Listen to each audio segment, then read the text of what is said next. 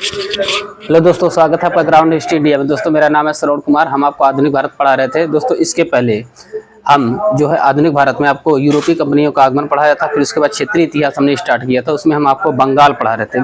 तो बंगाल में दोस्तों हम आपको इसके पहले जो है बंगाल के सभी नवाबों को अच्छी तरीके से आपको समझाने का प्रयास किया था। आई होप कि आप लोगों को अच्छे से समझ में आ गया होगा। फिर उसके बाद हमने प्लासी का युद्ध बताया था, प्लासी के युद्ध के कारण उसके परिणाम क्या हुए थे। देन उसके बाद दोस्तों हमारा जो टॉपिक चल रहा था कि हम जैसे देखें कि प्लासी के युद्ध के बाद कैसे अंग्रेज जो है मीर जाफर को बंगाल का नवाब बनाते हैं, और अंतोगत्वा होता क्या है कि मीर जाफर जो है अंग्रेजों की मांग को उस तरीके से पूर्ण नहीं कर पाता है। तो अंग्रेजों ने क्या काम किया कि समझौता पूर्वक जो है मीर जाफर को नवाब के पद से हटा देते हैं और अगला नवाब बनाते हैं मीर जाफर के दामाद मीर कासिम को।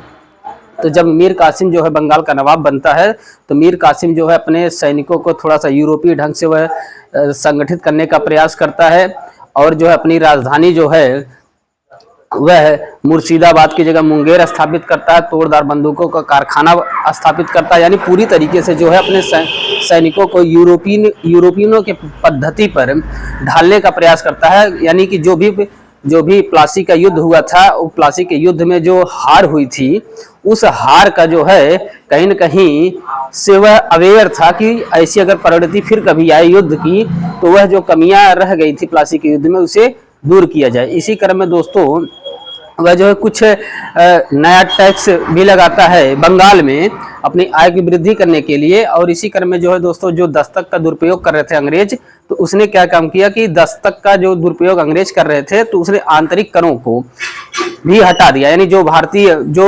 व्यापारी होते थे उनसे जो टैक्स लिया जाता था, जिनकी वस्तुएं दस्तकारी जो वस्तुएं होती थी उससे भी वह जो है टैक्स को मुक्त कर देता। और इससे क्या होता है दोस्तों, अंग्रेज जो है चिढ़ जाते हैं, नाराज हो जाते हैं मीर कासिम से। तो इसी क्रम में एलिस को मीर कासिम के खिलाफ अभियान में भेजते हैं, लेकिन पटना में जो है एलिस को जो है समरू के कहने पर मीर कासिम ने एलिस को सहयोगी सहित बंदी बना लेता है और उसकी हत्या कर देता है। और यह घटना इतिहास में पटना कांड के नाम से कहलाती है। तो यह इतनी सारी बातें जो हमने आपको बताया, इसके पहले वाले वीडियो में हम आपको अच्छे से समझा चुके हैं। तो आज हमारी कहानी जो है इसी के आगे से स्टार्ट हो रही है। तो हम इस क्लास में देखेंगे कि बक्सर का युद्ध कैसे हो रहा है, उसका परिणाम क्या हो रहा है। तो दोस्तों जो बक्सर का युद्ध हो रहा है, सीधे इसके पहले हम आपको ये पूरी पृष्ठभूमि आपको अच्छे से समझा चुके हैं। यहाँ पर हम सीधे टू द पॉइंट मानी बक्सर के युद्ध पर फोकस करते हैं। तो जो बक्सर का युद्ध हो रहा है दोस्तों, उसमें अंग्रेज जो सेनापति है उसका नाम है हेक्टर मुनरो है, और क्लाइव तो है ही है। और दूसरा दूसरे जो महत्वपूर्ण व्यक्ति हैं उसमें शाह आलम है। ये शाह आलम कौन है? शाह आलम द्वितीय, ये मुगल बादशाह हैं। सुजाउद्दौला है। सुजाउद्दौला कौन है? ये बंगाल के अवध के नवाब हैं। और मीर कासिम कौन है? बंगाल के अपदस्थ नवाब है। यानी मीर कासिम को ही नवाब के पद से हटा करके फिर से पुनः जो है मीर जाफर को नवाब के पद पर बैठाया गया है। तो ये तिकड़ी है, यानी त्रिगुट है। एक तरफ ये कहें भारतीय सैनिक हैं और दूसरी तरफ अंग्रेज हैं, क्लाइव हैं और हेक्टर मुनरो हैं। तो युद्ध की परिणति क्या होती है दोस्तों कि पहले कुछ सैनिकों को अपनी तरफ खींचतान किया जाता है, यानी दोनों गुटों को तोड़ने का प्रयास किया जाता है। उसमें क्या किया जाता है दोस्तों कि कुछ अंग्रेजी सेना में शामिल भारतीय सैनिक जो थे वह जो यानी अंग्रेजों की सेना में जो कुछ भारतीय थे वो लोग अंग्रेजों की सैनिक सेवा छोड़ करके भारत के जो ये त्रिगुट बना था इसमें आके सम्मिलित हो गए। इसी क्रम में दोस्तों अवध सेना में रोहतास के एक सूबेदार थे, उनका नाम था शाह अमल, और एक सैन्य अधिकारी था असद खान। ये लोग जो है कुछ सैनिकों के साथ आकर के कहाँ मिल गए? अंग्रेजों के साथ मिल गए। यानी आपस में यह कूटनीति चला। तो जब युद्ध हुआ, बक्सर का युद्ध हुआ 22 अक्टूबर 1764 में। इस युद्ध में जो है दोस्तों इस त्रिगुट का हार हुआ, यानी सैनिक दुर्बलता कहीं न कहीं सामने आई। त्रिगुट जो है पूरी तरीके से हार गया और निर्णायक युद्ध में अंग्रेजों ने अपनी सैनिक कौशलता का परिचय देते हुए इस त्रिगुट को पराजित कर दिया। और जब युद्ध पराजित हुआ दोस्तों, युद्ध में जब पराजित हुए त्रिगुट, तो युद्ध का परिणाम जो निकला, अंग्रेजों की विजय हुई। और विजय के परिणाम स्वरूप दो संधियां हो रही हैं, इलाहाबाद की पहली संधि और इलाहाबाद की द्वितीय संधि। तो आप दोनों संधियों को जानते रहिए। जो इलाहाबाद की पहली संधि हो रही दोस्तों 12 अगस्त 1765 को मुगल बादशाह शाह आलम द्वितीय के मध्य और लॉर्ड क्लाइव के बीच। तो हो क्या रहा है दोस्तों इसमें कि मुगल बादशाह को 26 लाख रुपए प्रतिवर्ष दिया जाएगा। कौन देंगे 26 लाख रुपए प्रतिवर्ष? अंग्रेज देंगे।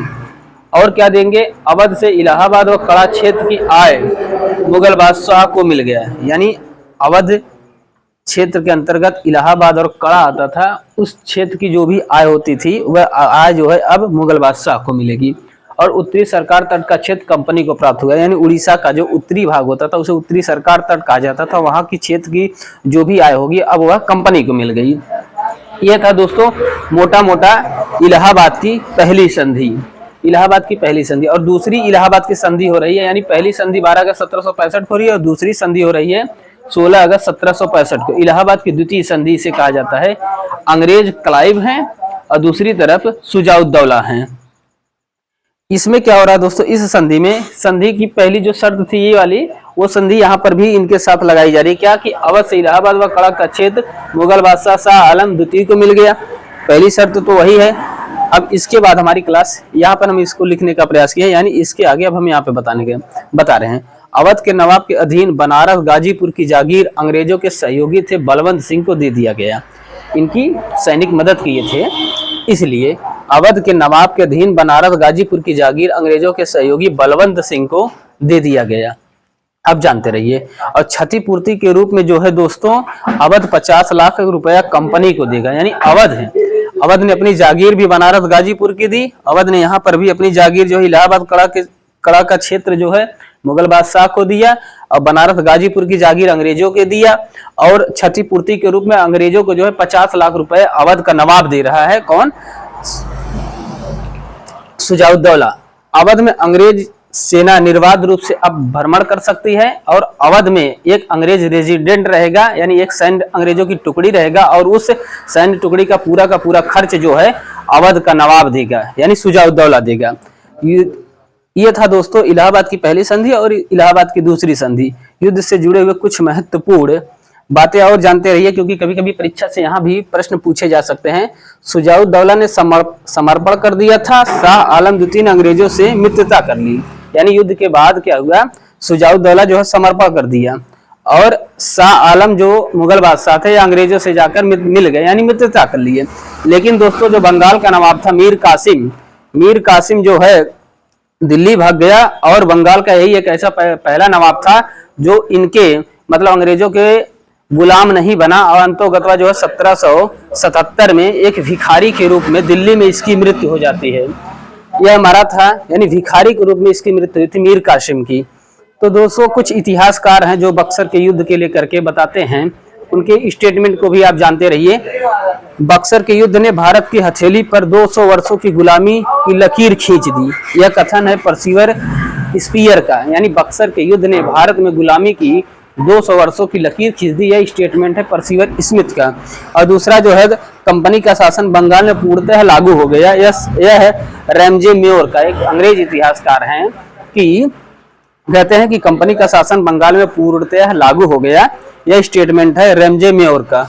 और बक्सर के युद्ध ने भारत का भाग्य बदल कर रख दिया। ब्राम एक इतिहासकार हैं ब्राम, ये कहते हैं बक्सर के युद्ध ने भारत का भाग्य बदल कर रख दिया। तो दोस्तों ये था बक्सर का युद्ध। हम आपको अच्छे से समझाने का प्रयास किए, आप स्क्रीनशॉट ले सकते हैं, अच्छे से समझ सकते हैं।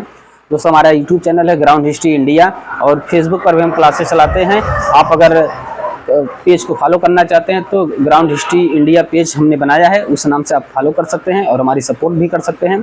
तो दोस्तों क्लास कैसी लगी आप बताइएगा। थोड़ा सा हमने पहली वीडियो में बैकग्राउंड बताया था, दूसरी वीडियो हमने आपको अच्छे से डिस्क्राइब किया है। आई होप आप लोगों को अच्छे से समझ में आया होगा। दोस्तों क्लास कैसी लगी लाइक और शेयर जरूर करिएगा। धन्यवाद दोस्तों।